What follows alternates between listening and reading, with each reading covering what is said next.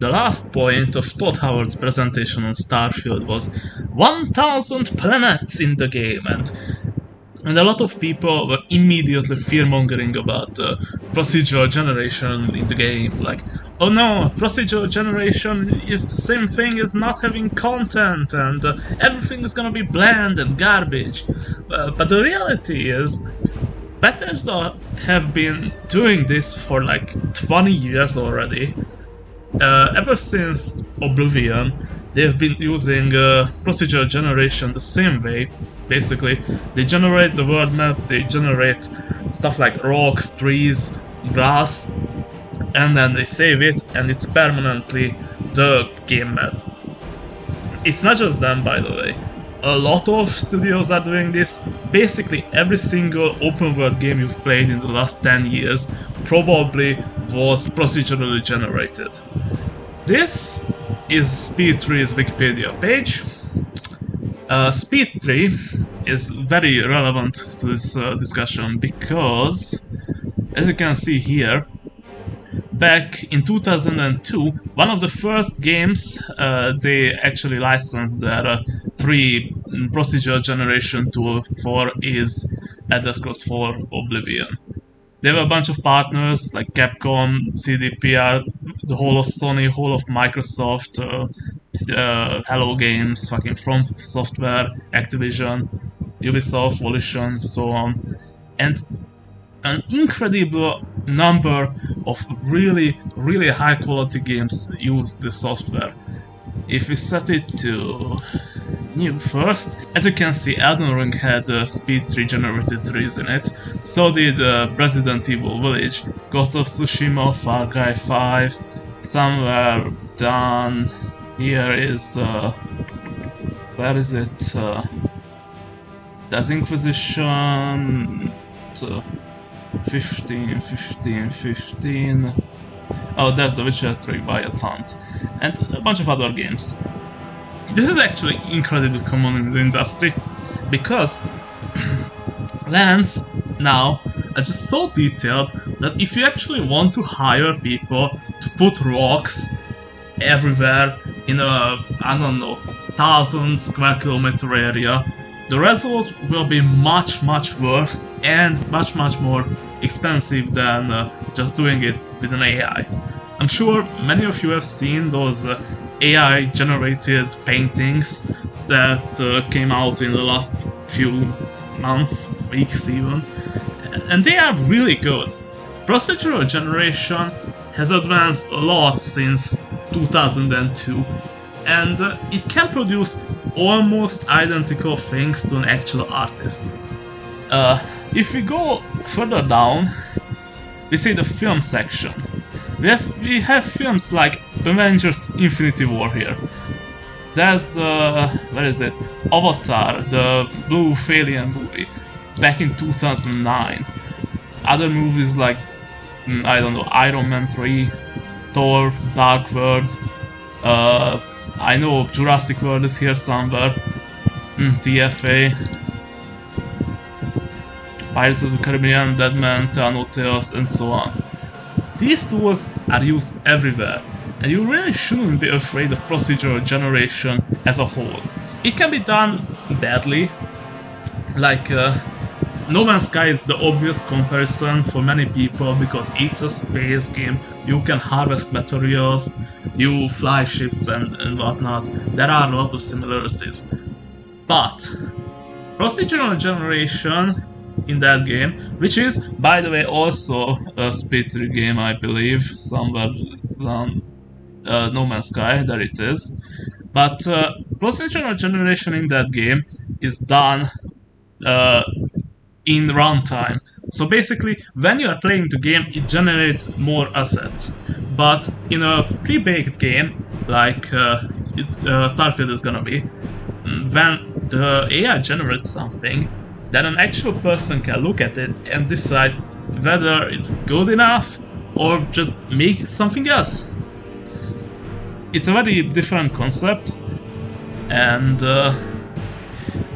I think a lot of people don't really understand how much of an impact that has. I pulled up my Skyrim, And this is literally the place where I saved my game last night. That's the throat of the world, and most of oh hello, most of what you see here is probably procedurally generated. Don't walk into the mine then. Great. So most of the things you hear is probably procedurally generated.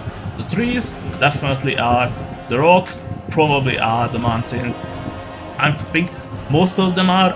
I'm pretty sure the throat of the world wasn't, or at least they had to give height parameters because it's in lore, so you know there had to be a really tall mountain in the middle. But a lot of the things you see here were definitely generated, and it looks great. Another contentious topic is the actual content on these planets, because realistically you don't really want to walk around on an empty planet, but that's not really what you're gonna do. As you can see on this screenshot, the planet Gagrin, something like that in Alpha Centauri, has this one structure on it, and there's also something floating above it, and that's about it.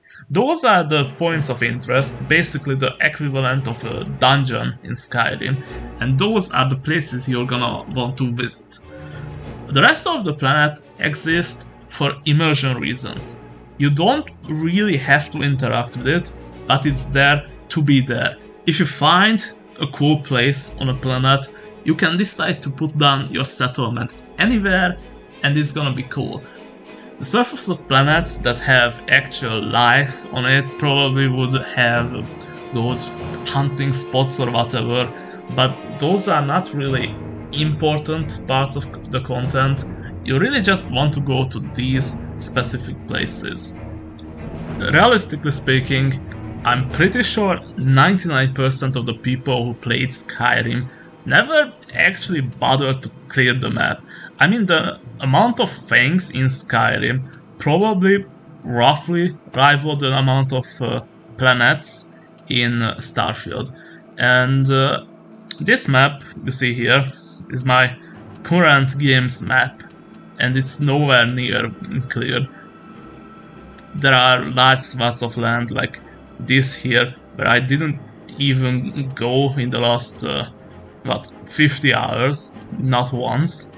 And that's normal, that's how it's supposed to be. All these things exist, not necessarily because it's an important location that you should go to, but more so because if it's there, it's immersive. It really feels like it's an actual place, an actual land that could exist in reality. If it was really just, I don't know, Whiterun and like this area, this bit, it wouldn't feel particularly real. Starfield is similar to Skyrim in many ways. Basically, you should take planets as the equivalent of a Skyrim dungeon. According to the Skyrim wiki, Skyrim has 966 locations, which is pretty comparable to the 1000 planets promised in Starfield. Are you gonna go to every location? Have you ever been to, I don't know, let's pick a random one, Barley Dark Farm or whatever? Have you ever been there? Probably not. It's in the middle of nowhere, basically. Is it a problem that you've never been here? Not really. But if someone goes there, it's there. It's cool, it's immersive, not really necessary content. And Starfield will be very similar in many ways.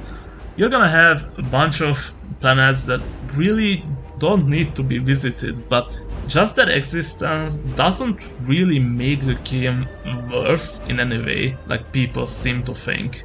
Skyrim's main quest, which is probably the part of Skyrim most people actually completed, only really takes you to 19 locations if I'm not mistaken, and that's if I count places like Markarth where you don't really need to go, But when you go to Alduin's Wall, you probably want to go there from Markarth, so I added it. I also did Mortal and Windhelm and Solitude for the same reason. And 19 locations compared to the 966 that's supposed to be in Skyrim is really not that much. Everything else is optional. It's up to you whether you want to visit those places and interact with what's there or not. Overall, I think the fear-mongering behind this game is way too much. I understand why people are very pessimistic about the Bethesda game. Fallout 76 was indeed really bad, especially at launch, and Fallout 4 was very mediocre, and the conversation system was downright terrible.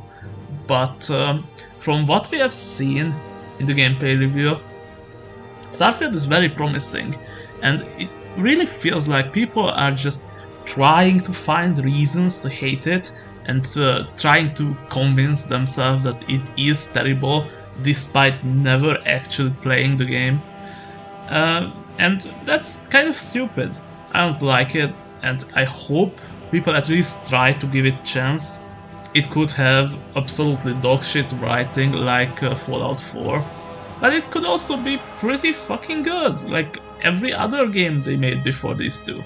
I guess we'll see when the game actually comes out. I was Tatu. Thank you for watching, and have a nice day.